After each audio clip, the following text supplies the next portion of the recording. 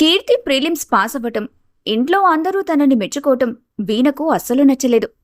ఒక సాదాసీదా కుటుంబం నుండి వచ్చిన కీర్తి కోటీశ్వరుల ఇంటికి చెందిన తనతో సమానంగా గౌరవం పొందటం వీణలో అసూయ, కోపాన్ని పెంచింది. ఆ ఇంట్లో తనే కీర్తి కంటే గొప్పదానిలా ఉండాలని, అందరూ తన మాటే వినాలని వీణ కోరిక. ఆ కోరికను నెరవేర్చుకోవడానికి ఆమె కుతంత్రాలు మొదలుపెట్టింది. ఒకరోజు రాత్రి వంశీ గదిలో కూర్చొని ఏదో ఆలోచనలో ఉండగా వీణ అతని దగ్గరికి వెళ్లి కూర్చుంది. ఆమె ముఖంలో ఏదో గంభీరమైన ఆలోచన కనిపిస్తోంది. ఏవండి, ఒక విషయం గురించి మీతో కొంచెం మాట్లాడాలండి. కాసేపు శ్రద్ధగా అన్న మాట వింటారా? మీతో మన భవిష్యత్తు గురించి కొన్ని వాస్తవాలు మాట్లాడాలి. వీణ తనని పేరుతో కాకుండా అలా గౌరవంగా పిలవటం వంశీకి చాలా కొత్తగా అనిపించింది. కాని అలా పిలవటం అతనికి బాగుంది. చెప్పు వీణా, ఏమైంది? ఇంత ప్రేమగా అడుగుతున్నావు? ఏదైనా కొత్త నగ కావాలా, లేక రేపు షాపింగ్కి వెళ్లాలనే ఆలోచనలో ఉన్నావా? అదేం లేదండి. మీ గురించి ఆలోచిస్తుంటేనే నాకు చాలా బాధగా ఉంది. మీరు మన ఇంటి వ్యాపారం చూసుకుంటున్నారు కదా. మొత్తం బిజినెస్లో మీరెన్ని రైస్ షాపులు చూసుకుంటున్నారు? మీ అన్నయ్య ఎన్ని చూసుకుంటున్నారు? వీణా, ఎందుకిప్పుడు ఆ లెక్కలు? అబ్బా చెప్పండి. సరే, నువ్వింతలా అడుగుతున్నావు కాబట్టి చెప్తాను విను. నేను 2 షాపులు చూసుకుంటాను. మా అన్నయ్య ఒక 4 షాపుల లెక్కలు చూస్తారు. అలాగే ఇప్పటికీ రైస్ మిల్లు లెక్కలు అన్నయ్య స్వయంగా చూసుకుంటున్నారు. ఎందుకంటే అన్నయ్యకి అనుభవం ఎక్కువ కదా. అయినా అవన్నీ ఇప్పుడెందుకు అడుగుతున్నావు? హా, మీ అమాయకత్వం చూస్తుంటే నాకు నవ్వొస్తుందండి. మీ అన్నయ్య మొత్తం పెత్తనం చేస్తుంటే మీరు చూస్తూ ఊరుకుంటున్నారా? మీ అన్నయ్యతో పాటు మీకు ఇంటి ఆస్తిలో సమాన హక్కు ఉంది కదా. మీ అన్నయ్య 4 షాపులు, మిల్లు చూసుకుంటూ మీకు కేవలం 2 షాపుల బాధ్యత ఎందుకిచ్చారో మీకు తెలుసా? మా అన్నయ్యకి ఎక్కువ కాంటాక్ట్స్ ఉన్నాయి. ఎప్పటి నుండో ఈ బిజినెస్లో ఉన్నాడు. పైగా ఈ బిజినెస్ నాకు పూర్తిగా అవ్వలేదు కదా. నేను ఇబ్బంది పడకూడదని అన్నయ్య ఎక్కువ భారం తీసుకున్నాడు. అది భారం కాదు, అధికారం. మీ అన్నయ్య మిమ్మల్ని మోసం చేస్తున్నాడు. మీకు తెలియకుండా ఆ షాపుల లెక్కల్లో తేడా చేస్తూ కీర్తి చెప్పడంతో ఆ కీర్తి వాళ్ళ నాన్నకి అప్పుడప్పుడు డబ్బు పంపిస్తున్నాడు. చాచా, మా అన్నయ్య అలా ఎందుకు చేస్తాడు వీణా? మా అన్నయ్య చాలా మంచివాడు. ఆయన ఎప్పుడూ మన ఇంటి గురించే ఆలోచిస్తాడు. కీర్తి వదిన చెప్పిందని అన్నయ్య తప్పు చేస్తాడంటే నేను నమ్మను. మీ అన్నయ్య మంచివాడే కావచ్చు, కానీ మీ వదిన తన వాళ్ల గురించి ఆలోచిస్తుంది కదా. మీ అన్నయ్యకి బిజినెస్లో వచ్చే డబ్బులన్నీ మీ వదినకే ఇస్తాడు. మీ వదిన ఆ డబ్బుల్లో కొన్ని తన వాళ్లకి పంపుతుందని నా గట్టి నమ్మకం. లేకపోతే అంత అప్పులున్న కీర్తి వాళ్ల తల్లిదండ్రులు మొన్న మన చుట్టాల పెళ్లిలో అంత ఆనందంగా ఎలా ఉంటారు? అలాగే అంత ఖరీదైన కొత్త బట్టలతో ఎలా కనిపిస్తారు? మీ అన్నయ్య మీ వదిన చెప్పినట్టు వింటాడు. మనం ఎంతకాలం మీ అన్నయ్య చెప్పినట్టు నడుచుకోవాలి? మనం కూడా మన సొంతంగా ఏదైనా బిజినెస్ చేద్దాం. మా నాన్న సహాయం తీసుకుందాం. వద్దు వీణా, మన పెళ్లి జరిగి 6 నెలలు కూడా కాలేదు. అప్పుడే మనం ఇలా వేరే వ్యాపారం పెడతామంటే బాగుండదు. నాన్నగారు బాధపడతారు. అయినా మనకెప్పుడు ఏం లోటైందని మనం వేరు కాపురం పెట్టాలి? సరే, మీ ఇష్టం. ఏదో ఒక రోజు మీ అన్న వదిన అసలు రంగు బయటపడుతుంది. అప్పుడు నేను చెప్పింది నిజమని మీకు అర్థమవుతుంది. అప్పటిదాకా మీరు ఇలాగే మోసపోతూ ఉండండి. వీణ మాటలు వంశీ మనసులో చిన్న అనుమానాన్ని రేకెత్తించాయి. ఆమె అక్కడ్నుంచి వెళ్ళిపోయింది. కాని కీర్తి మీద నెగటివ్ ఇంప్రెషన్ వేయటంలో మొదటి అడుగు విజయవంతమైంది. మరుసటి రోజు మధ్యాహ్నం వీణ తన తల్లి శకుంతలకి కాల్ చేసింది. అమ్మా, నిన్న మా ఆయనతో కీర్తి గురించి, మా ఆయన అన్నయ్య గురించి కొన్ని మాటలు చెప్పాను. కానీ ఆయన అంతగా నమ్మలేదు. ఆ కీర్తి మీద అందరికీ చాలా నమ్మకం ఉందమ్మా. ఆ కీర్తి మెడలు వంచాలంటే ఏం చేయాలి? తను ఇప్పటికే ఒక ఎగ్జామ్ పాస్ అయి గ్రూప్ 1 మెయిన్స్కి ప్రిపేర్ అవుతూ ఇంకా గౌరవం పొందుతోంది. ఇంటి బీర్వా తాళాలు దాని దగ్గరే ఉన్నాయి. మళ్ళీ చెప్తున్నాను, నువ్వు తొందరపడకు వీణా. మెల్లిమెల్లిగా ఆ కీర్తిని బ్యాట్ చెయ్యి. మంచి అవకాశం కోసం ఎదురుచూడు. అంతవరకు ఓపిక పట్టు. కీర్తి కదలికల్ని గమనించు. ఒక మాట గుర్తుపెట్టుకో వీణా, ఒక కుక్కని అందరూ కొట్టాలంటే ముందు అది మంచిది కాదని, కరుస్తుందని ముద్ర వేయాలి. కాబట్టి కీర్తిపైన చెడ్డ ముద్ర వేసే ముందు ఆచితూచి అడుగులు వేయి. తనకి ఆ ఇంటి మీదున్న పట్టుని నువ్వు లాక్కోవాలి. అలాగే ముఖ్యంగా మీ అత్తకి నువ్వు దగ్గర కావాలి. అప్పుడే కీర్తి మాటకి విలువ తగ్గుతుంది. అలాగే అమ్మా. అత్తయ్యని ఎలా నా వైపు తిప్పుకోవాలో నాకు తెలుసు. నాతో పొగరుగా మాట్లాడిన ఆ కీర్తి పొగర్ని దించి చూపిస్తాను. నన్ను చూడగానే దాని ఒంట్లో వణుకు పుట్టాలి. మన ఇంట్లో పని మనిషికిచ్చే డబ్బుల కన్నా దాని తండ్రి సంపాదించేది తక్కువ. అలాంటిది నా మాటకి ఎదురు చెప్పాలని చూస్తోందా? అలా శకుంతలతో మాట్లాడుతుంది వీణ. ఒకరోజు సాయంత్రం కార్తీక్ ఇంటికి చాలా లేటుగా వచ్చాడు. ఏంట్రా కార్తీక్, ఇంత లేట్ అయింది? అంత బానే ఉందా? షాప్ల దగ్గర ఏమైనా గొడవ జరిగిందా? ఆ బానే ఉందమ్మా. షాపుల దగ్గర కలెక్షన్ కొంచెం లేట్ అయింది. మొత్తం వ్యాపారం లెక్కలు చూడాలి కదా, అప్పుడప్పుడు ఇలా లేట్ అవుతూ ఉంటుంది. ఒక్కడినే ఇన్ని షాపుల లెక్కలు మేనేజ్ చేయడం కొంచెం కష్టంగా ఉంది. వంశీ కూడా నాకు హెల్ప్ చేస్తున్నాడు, కానీ వాడికి ఈ మధ్యనే కదా పెళ్ళయింది. అందుకే వాడికి లెక్కలు చూసే పని చెప్పడం లేదు. కార్తిక్, అంతకుముందు కీర్తి మన వ్యాపారం లెక్కలు చూసేది కదా, ఇప్పుడు కూడా తనకు ఆ లెక్కల పని ఇవ్వకపోయావా? తను ఎప్పుడూ చదువుతూ ఉంటుంది. అందులో భాగంగానే కాసేపు ఆ లెక్కలు చూస్తే నీకు భారం తగ్గుతుంది, తనకి రిలీఫ్గా కూడా ఉంటుంది. ఆ మాట వినగానే వీణ వెంటనే ఇలా అంటుంది. మావయ్య గారు, కీర్తక్క గ్రూప్ 1 మెయిన్స్కి చదువుకుంటుంది కదా, తనని ఇబ్బంది పెట్టడం ఎందుకు? ఆ వ్యాపారం లెక్కలు నేను చూసుకుంటాను. నాకు కాన్వెంట్లో మ్యాథ్స్లో మంచి మార్కులు వచ్చేవి. నేను హెల్ప్ చేస్తాను. ఈ సమయంలో అక్కకి పనులు చెప్పడం కరెక్ట్ కాదు. అక్కని ప్రశాంతంగా చదువుకొనివ్వండి. అవును మావయ్య గారు, వీణ చాలా బాగా ఆలోచించింది. నాకు కూడా మెయిన్స్కి చాలా సిలబస్ ఉంది. వీణకి అకౌంట్స్ మీద పట్టు వస్తే మన బిజినెస్కి కూడా సహాయంగా ఉంటుంది. మెయిన్స్కి నేను 70% సిలబస్ పూర్తి చేశాను. మిగతాది కూడా పూర్తి చేయాలి. ఈ సమయంలో వీణ నా గురించి ఎంతలా ఆలోచిస్తుందంటే నాకు చాలా ఆనందంగా ఉంది. చూసావా కార్తిక్, వీణ ఎంత బాధ్యతగా అడుగుతుందో? తనకిచ్చేయ్ ఆ రిజిస్టర్లు. తన స్థాయికి లెక్కలు ఒక లెక్క. కార్తిక్ వీణ చేతిలో లెక్కల పుస్తకం పెట్టాడు. అలాగే ఇంటి బీర్వా తాళాల గుత్తి కూడా తనకే ఇచ్చాడు. జాగ్రత్త వీణా, ఇవి చాలా ముఖ్యం. మనకి ప్రతి ఫైనాన్షియల్ ఇయర్ ఎండింగ్లో ఆడిట్ ఉంటుంది. ఇక వీణ తన మనసులో, కీర్తి, ఇక నీ పతనం మొదలయ్యింది. నీ చేతిలో ఉండాల్సిన తాళాల గుత్తి ఇక నా చేతికొచ్చింది. ఈ ఇంటి పెత్తనం నాదే. నువ్వు ఆ స్టోర్ రూంలోనే మగ్గిపోవాలి. కొన్ని రోజుల తర్వాత వీణ హాల్లో కూర్చొని లెక్కల పుస్తకం చూస్తూ ఉండగా కీర్తి అటుగా వచ్చింది. కీర్తి నీళ్లు తాగడానికి వంటగదికి వెళ్తూ లెక్కల పుస్తకాన్ని గమనించింది. ఏంటి వీణా, లెక్కలు సరిపోతున్నాయా?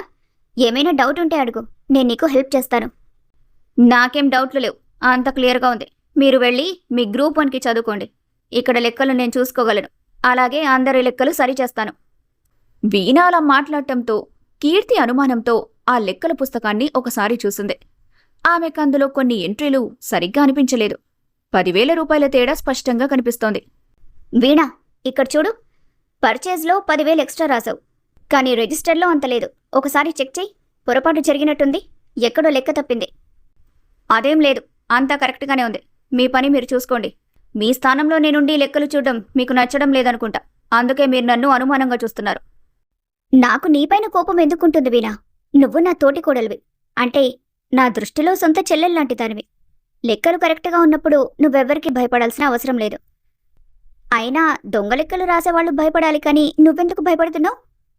కీర్తి అలా అనేసరికి వీణ లబోదిబోని ఏడవటం మొదలు పెడుతుంది. ఓరి నాయనో, ఓరి దేవుడో, ఎంత మాట అనేసింది! ఏంటక్కా, నన్ను దొంగ అంటున్నావా? నేను 10,000 తిన్నానని నీ ఉద్దేశమా? నేను కోటీశ్వరుల బిడ్డను. నాకీ 10,000 రూపాయలు ఒక లెక్క? వీణ అరుపులకి శాంతమ్మ, భూషణం, కార్తిక్, వంశీ అందరూ పరిగెత్తుకుంటూ వచ్చారు. ఏమైంది వీణా? ఎందుకలా ఏడుస్తున్నావు? ఎవరైనా ఏమైనా అన్నారా? చూడండత్తయ్య, కీర్తక్కకి నేను వ్యాపారం లెక్కలు చూడటం ఇష్టం లేదు.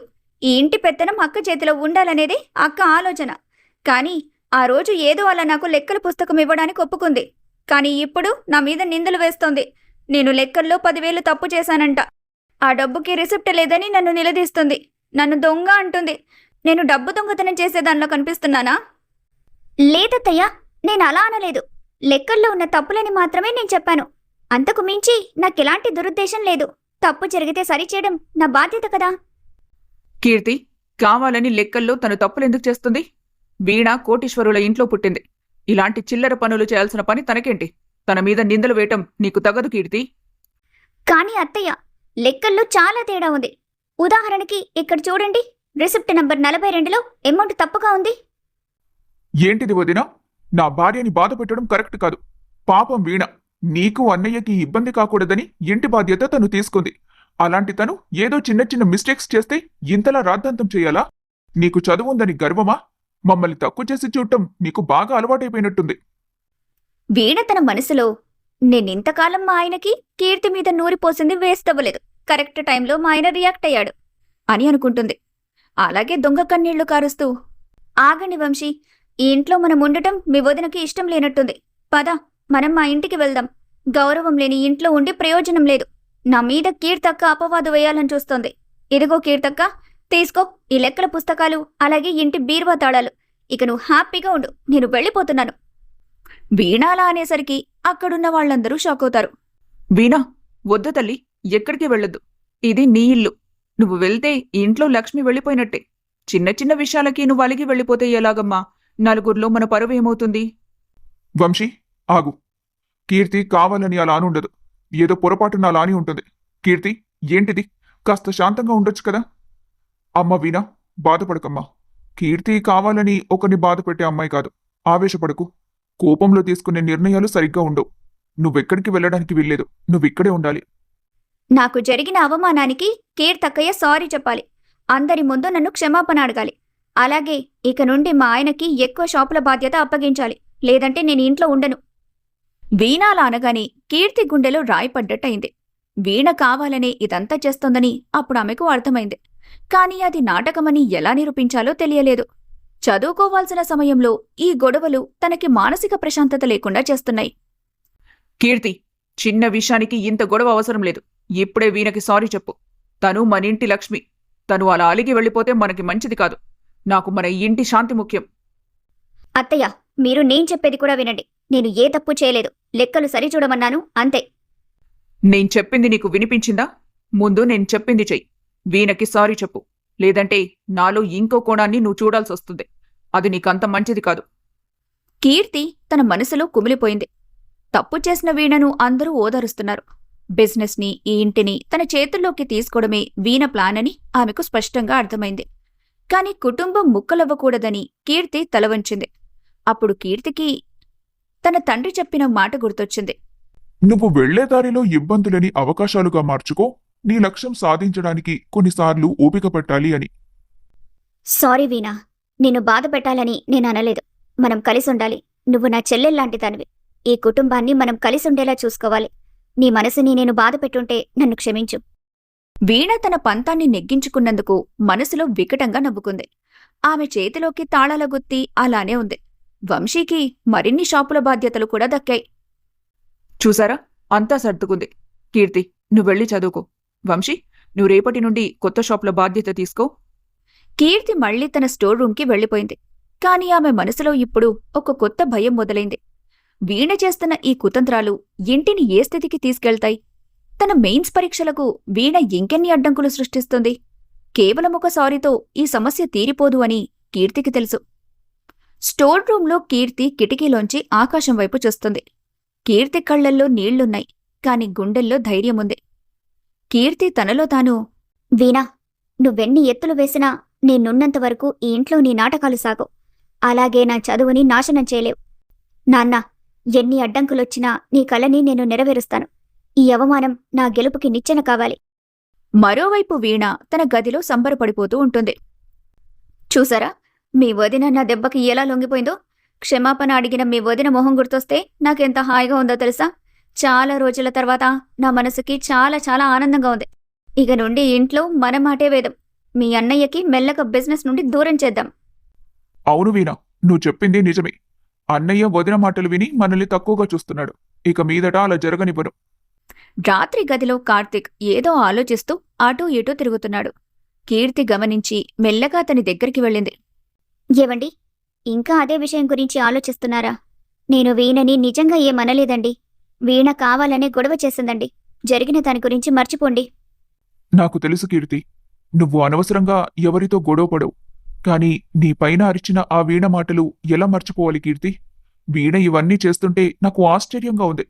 నువ్వు ఏ తప్పు చేయలేదని నాకు తెలుసు. కాని ఆ సమయంలో గొడవ పెద్దది కాకూడదని నువ్వు తల వంచావు. అది నీ గొప్పతనం కీర్తి. ఏమండి, మీకు గుర్తుందా? మీ తమ్ముడు వంశీ ఇదివరకే బిజినెస్లో కొన్ని తప్పులు చేశాడు. ఇప్పుడు వీణ కూడా అదే దారిలో వెళ్తోంది. తను కోటీశ్వరుల ఇంటి నుండి వచ్చింది. తనకి దేనికి లోటు లేదు. అయినా ఎందుకిలా చేస్తుందో అర్థం కావటం లేదు. అదే నాకు అర్థం కావటం లేదు కీర్తి. అంత డబ్బున్న ఇంట్లో పుట్టిన వీణ ఇలా లెక్కల్లో తేడాలు చేసి నీ మీద అపవాదు వేయడమేంటి? కోటీశ్వరుల ఇంటి నుండి వచ్చినా లేక పేద ఇంటి నుండి వచ్చినా మనిషి స్వభావం అనేది వాళ్ళ ఆలోచనల్ని బట్టే ఉంటుందండి. వీణకి విలాసాలంటే ఇష్టం. అంతేకాదు, ప్రతి నిర్ణయాన్ని ఆవేశంలో తీసుకుంటుంది. నేను ధనిక కుటుంబం నుండొచ్చాను అనే అహంకారం తన మాటలో స్పష్టంగా కనిపిస్తుంది. అందరూ తన మాటే వినాలని అనుకుంటోంది, కానీ ఒక ఉమ్మడి కుటుంబంలో కలిసి ఉండాలని మాత్రం ఆలోచించటం లేదు. అలాంటి ఆలోచనలే ఏదో ఒక రోజు మన బిజినెస్ని కూడా దెబ్బతీస్తాయి. అదే నాకు భయంగా ఉందండి. నిజమే కీర్తి, తన రాకతో ఇంట్లో ప్రశాంతత తగ్గింది. కాని వంశీకి తను చెప్పేదే వేదంలా ఉంది. వాళ్ళిద్దరూ కలిసి ఏం చేయబోతున్నారో అని నాకు భయంగా ఉంది. మీరు జాగ్రత్తగా ఉండండి. మనం బంధం గురించి ఆలోచిస్తే వీణ మాత్రం అధికారం కోసం, పెత్తనం కోసం ఎదురు చూస్తుంది. కానీ ఏదో ఒక రోజు తనకి కుటుంబం విలువ తెలిసేలా చేస్తాను. కొన్ని నెలలు గడిచాయి. వంశీ, వీణ తీసుకున్న రైస్ షాపులు ఊహించని విధంగా నష్టాల్లోకి వెళ్లాయి. లాభాలు రావాల్సిన చోట కేవలం ఖర్చులు మాత్రమే మిగిలాయి. ఇది చూసి భూషణ్ గారు, కార్తిక్ చాలా ఆందోళన పడ్డారు. ఒకరోజు సాయంత్రం అందరూ హాల్లో ఉండగా వంశీ విసుగ్గా లోపలికొచ్చాడు. వంశీ, బాగా నడిచే మన షాప్ సేల్స్ ఎందుకు పడిపోయాయి? నేను చేయాల్సిందే చేస్తున్నానన్నయ్యా, కాని ఎందుకో అమ్మకాలు పెరగటం లేదు. ఏంటి బావగారు, మీకేమీ తెలియనట్టే మాట్లాడుతున్నారు? మీరు మీ ఆవిడ కలిసి ప్లాన్ చేసి మాకు నష్టాలు వచ్చే షాపులు అప్పగించారు. లాభాలొచ్చే మెయిన్ సెంటర్లో ఉన్న షాపులన్నీ మీ దగ్గరే ఉంచుకున్నారు. అసలు సెంటర్లో లేని, అమ్మకాలు జరగని షాపులు మాకిచ్చారు. పైగా మమ్మల్నే ఇప్పుడు నిలదీసి మాటలతో బాధ పెడుతున్నారు. వీణ, మాటలు జాగ్రత్తగా రానివ్వు. బిజినెస్లో లాభ నష్టాలు మన నిర్ణయాల మీద ఆధారపడుంటాయి కానీ షాపుల ప్లేస్ మీద కాదు. మీ ఇద్దరికీ ఇష్టమున్న షాపులే కదా మావయ్య గారిచ్చింది. అప్పుడు మా ఆయన ఏమన్నా అడ్డు చెప్పారా? మీకిచ్చిన షాప్స్ని గతంలో మా ఆయన లాభాల్లోనే కదా నడిపింది. అప్పుడు లాభాలుండి ఇప్పుడు నష్టాలు రావటానికి మేమెలా కారణమవుతాం? కీర్తి అక్క, ఇక నీ నీతులాపు. మేము కష్టపడుతుంటే మీరిక్కడ కూర్చొని మా మీద కుట్రలు చేస్తున్నారు. మావయ్య గారు, మీ పెద్ద కొడుకు కోడలు మమ్మల్ని మోసం చేస్తున్నారు. ఆగండి. ఒకరి మీదొకరు నిందలు వేసుకోవడం వల్ల పరిష్కారం రాదు. కీర్తి, ఒకసారి ఆ షాపు లెక్కల పుస్తకం చూడు. అసలు నష్టం ఎందుకొస్తుందో తెలుసుకొని సరిదిద్దుకుందాం. వీణ చిరాకుగా రిజిస్టర్ని కీర్తి ముందు విసిరేసింది. కీర్తి నిశ్శబ్దంగా పుస్తకాన్ని తిరిగేయటం మొదలుపెట్టింది. చదువుతున్న కొద్దీ ఆమె ముఖంలో ఆశ్చర్యం, షాక్ కనిపిస్తున్నాయి. వీణ, ఇవేం లెక్కలు? షాప్కి సంబంధం లేని పర్సనల్ ఖర్చులు చాలా ఉన్నాయి. అంతేకాదు, నువ్వు పర్చేస్ చేసిన లిస్టు చూడు. కేవలం premium brand rice, expensive basmati rice మాత్రమే కొన్నావు. లోకల్గా జనాలు తినే నార్మల్ బియ్యం అసలు స్టాక్లోనే లేవు. అవును, జనాలకి రిచ్గా ఉండేలా ప్రీమియం రైస్ అమ్మాలని అనుకోవడం తప్ప. మేము మా షాప్ స్టాండర్డ్స్ మెయింటైన్ చేస్తున్నాం. నార్మల్ బియ్యం పెట్టి మా స్థాయి మేము తగ్గించుకోలేం. వీణ, బిజినెస్ అంటే మన స్థాయి చూపించడం కాదు, జనాలకి ఏం కావాలో అది అందించడం. మన షాప్స్ అన్ని మధ్యతరగతి జనాలుండే ఏరియా. అక్కడ 70% జనాలు నార్మల్ బియ్యమే తింటారు. నువ్వు కేవలం బాస్మతి బియ్యం పెడితే సేల్స్ ఎలా అవుతాయి? ఆ మాత్రం బేసిక్ సెన్స్ లేదా నీకు? కీర్తి అలా అనేసరికి వీణకి కోపం తన్నుకొచ్చింది. బేసిక్ సెన్సా? నన్నే అంత మాట అంటావా? లాస్ వచ్చింది కదా, నోటికొచ్చిన మాటలంటావా? మేము కొత్తగా ఏదో ప్రయత్నం చేశామని మెచ్చుకోవాల్సింది పోయి మేమేదో సొమ్ము కాజేసినట్టు ఎందుకు ఫీల్ అవుతున్నావు? వీణా, నువ్వు తెలివిగా వ్యాపారం చేస్తే నిన్నందరం మెచ్చుకునేవాళ్ళు. కానీ నువ్వు చేసిన ఈ తప్పుల వల్ల బిజినెస్లో వేల రూపాయల నష్టం వచ్చింది. మనం ఎప్పుడు కస్టమర్ ఏమడుగుతున్నాడో అదే నమ్మాలి. ఇది వ్యాపారంలో ప్రాథమిక సూత్రం. చాలు ఆపు. నీ దగ్గర నీతులు వినాల్సిన కర్మ నాకు పట్టలేదు. నువ్వు మమ్మల్ని బ్యాట్ చేయడానికి ఇదే అవకాశమని చూస్తున్నట్టున్నావు. అత్తయ్యగారు, చూసారా మీ పెద్ద కోడలు నన్ను ఎలా అవమానిస్తుందో? కీర్తి, తను ఏదో ప్రయత్నం చేసింది కదా. కాని వీణ, నువ్వు మీ ఆయన ఆలోచించి నిర్ణయం తీసుకోవాల్సిందే. కస్టమర్కి మన వస్తువులు అందుబాటులో ఉండాలి కానీ అందనంత దూరంలో ఉండకూడదు తల్లి. కీర్తి లెక్కల పుస్తకాన్ని ఇంకా తీక్షణంగా చూస్తుంది. వీణకి తను చేసిన తప్పులు బయటపడతాయని అర్థమైంది. అందుకే వెంటనే టాపిక్ మార్చి కీర్తి మీద అపవాదు వేయాలని నిశ్చయించుకుంది. నా గురించి మాట్లాడే ముందు నీ గురించి చెప్పు కీర్తి అక్క. నువ్వు ఈ ఇంట్లో ఎవరికీ తెలియకుండా చాలాసార్లు మీ నాన్నకి డబ్బులు పంపావు. మన బిజినెస్లో వచ్చే లాభాల నుండి తీసి మీ నాన్న అప్పులు తీరుస్తున్నావని నాకు తెలుసు. ఏంటి వీణా, నువ్వేం మాట్లాడుతున్నావో నీకు అర్థమవుతుందా? నేనొక్క రూపాయి కూడా మా నాన్నకి పంపలేదు. మా నాన్న తన కష్టం మీద తనే బతుకుతున్నాడు. మా నాన్న పేదవాడు కావచ్చు కానీ నా తండ్రి గౌరవవంతుడు. గౌరవం గురించి నువ్వే చెప్పాలి. కీర్తక్క, ఒక విషయం చెప్పు. మీ నాన్న అప్పులు ఇప్పుడు ఎలా తీరుతున్నాయి? మొన్న ఎవరో చెప్పారు మీ నాన్న వాళ్ళ ఇంట్లో కొత్త సామాన్లు వస్తున్నాయని, అప్పుల వాళ్ళ గోల లేదని. అవును, నేను కూడా విన్నాను. వదిన వాళ్ల నాన్న పరిస్థితి ఇప్పుడు చాలా బాగుందంట.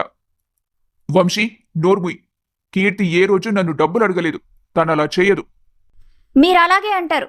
అత్తయ్య గారు, మీ కోడలు చాలా తెలివైంది. అందర్నీ తన మాటలతో నమ్మిస్తుంది. కాని వెనక నుండి తన పని తాను చేసుకుంటుంది. కీర్తక్క, నువ్వు నిజాయితీ గల దానివైతే ఇప్పుడే మీ నాన్నకి కాల్ చేయి. నేను డబ్బులు పంపుతున్నానా లేదా అని మీ నాన్నని స్పీకర్ ఆన్ చేసి అడుగు. నీకు ధైర్యం ఉంటే ముందా పని చెయ్యి. ఖచ్చితంగా చేస్తాను వీణా. నాకేం భయం లేదు. మా నాన్న నిజం చెప్పాక నీకే తెలుస్తుంది. ఇలా అనవసరంగా నిందలు వేయటం మాపు. కీర్తి తన తండ్రి వీరయ్యకు ఫోన్ చేసింది. కీర్తి తన ఫోన్ని స్పీకర్లో పెట్టింది. హాల్లో అందరూ నిశ్శబ్దంగా ఉన్నారు. హలో అమ్మా కీర్తి, ఎలా ఉన్నావు తల్లి? నాన్న, నేను బాగున్నాను. ఒక విషయం అడగడానికి ఫోన్ చేశాను నాన్న. చెప్పు తల్లి, ఏమైంది? నాన్న, ఇప్పటి వరకు నేను మీకేమైనా డబ్బులు పంపానా? మన ఇంటి అప్పులు నేను పంపిన డబ్బులతో తీరుతున్నాయా? చెప్పండి నాన్న. హాల్లో అందరూ ఆతృతగా వింటున్నారు. కీర్తి ముఖంలో మా నాన్న లేదని చెబుతాడు అనే నమ్మకముంది. కాని వీరయ్య సంతోషంగా ఫోన్లో ఆ అవును తల్లి, నువ్వేదో ట్యూషన్ చెప్తున్నానని అందువల్ల డబ్బులొస్తున్నాయని ఉత్తరంలో రాసావు కదా. మొన్న నువ్వు పంపిన డబ్బులు సమయానికి అందాయి. నువ్వు పంపిన డబ్బుల వల్లే, అలాగే మనకి పంట బాగా పండటం వల్ల మన పాత అప్పులన్నీ తీరిపోయాయి. నువ్వు పెళ్లి తర్వాత కూడా నాకు డబ్బులు పంపి బాగా చూసుకుంటున్నావని నేను ఊరంతా గర్వంగా చెప్పుకుంటున్నాను తల్లి. హాల్లో ఉన్న వాళ్ళందరూ ఒక్కసారిగా షాక్ అయ్యారు. కీర్తి ఏదో షాక్లో అలానే ఉండిపోయింది. నాన్న, ఏం మాట్లాడుతున్నారు? నేను మీకు డబ్బులెప్పుడు పంపాను? అసలు నేను ఏ రోజు మీకు ఫోన్లో డబ్బుల గురించి చెప్పలేదే. అదేంటి తల్లి, నువ్వే కదా డబ్బులు పోస్ట్ మ్యాన్తో పంపించింది. నాన్న ఇదెవరికీ చెప్పకు, అందరికీ తెలిస్తే గొడవ అవుతుందని ఉత్తరంలో రాసావు కదా. ఏమైంది తల్లి, ఎందుకలా అడుగుతున్నావు? ఏమైనా సమస్య? కీర్తి మాట రాక నిశ్చేష్టంగా ఉండిపోయింది. వీణ ముఖంలో ఒక వికృతమైన విజయం కనిపిస్తోంది. చూసారా చూసారా అత్తయ్యగారు, నేను చెప్పింది అబద్ధమని నన్ను నానా మాటలంది కదా మీ పెద్ద కోడలు. ఇప్పుడెవరు దొంగ అర్థమైందా? తన తండ్రికి సీక్రెట్గా డబ్బులు పంపిస్తూ మనకిక్కడ బిజినెస్ నీతులు చెబుతోంది. ఈమె పెద్ద ఆఫీసర్ అయ్యి ఏం చేస్తుందో ఇప్పుడే అర్థమవుతుంది. కీర్తి, నేను నిన్ను ఇంతలా నమ్మాను. నువ్వు నాకే తెలియకుండా ఇంత పని చేస్తావని ఊహించలేదు. మనం నష్టాల్లో ఉంటే నువ్వు మీ ఇంటికి డబ్బులు పంపుతావా? ఛీ, ఎంత పని చేశావు కీర్తి. నువ్వు మా మంచి కోడలు అనుకున్నాం కాని మా ఆస్తిని దోచుకునే దొంగవనుకోలేదు. ఇదా నీ పద్ధతి? ఇదా నీ చదువు? భూషణం గారు తలదించుకొని అక్కడ్నుంచి వెళ్ళిపోయారు. కీర్తి కన్నీళ్లతో అక్కడే కూలబడిపోయింది. ఇది అబద్ధం. నేను డబ్బులు పంపలేదు. కానీ నాన్న ఎందుకలా చెప్పారు? వీణా, అంతా నీ ప్లానేనా? నన్ను ఇంటి నుండి నా భర్త నుండి దూరం చేయడానికి ఎంత దారుణాన్ని కొడిగట్టావు? వీణ కీర్తి దగ్గరకొచ్చి మెల్లిగా ఇలా అంది. కీర్తి అక్క, నీకు పుస్తకాల తెలివుండొచ్చు, కాని నాకు అన్ని విషయాల్లో తెలివుంది. ఇక నుండి ఇంట్లో నీ మాటకి విలువలేదు. కుటుంబం మొత్తం కీర్తిని అసహ్యించుకుంటుంది. కార్తిక్ కూడా తనని నమ్మటం లేదు. కీర్తి అపనింద నుండి ఎలా బయటపడుతుంది? అసలు కీర్తి తండ్రికి ఆ డబ్బులు పంపిందెవరు? ఈ విషయాలన్నింటికీ సమాధానం తెలియాలంటే తర్వాతి ఎపిసోడ్ చూడాల్సిందే.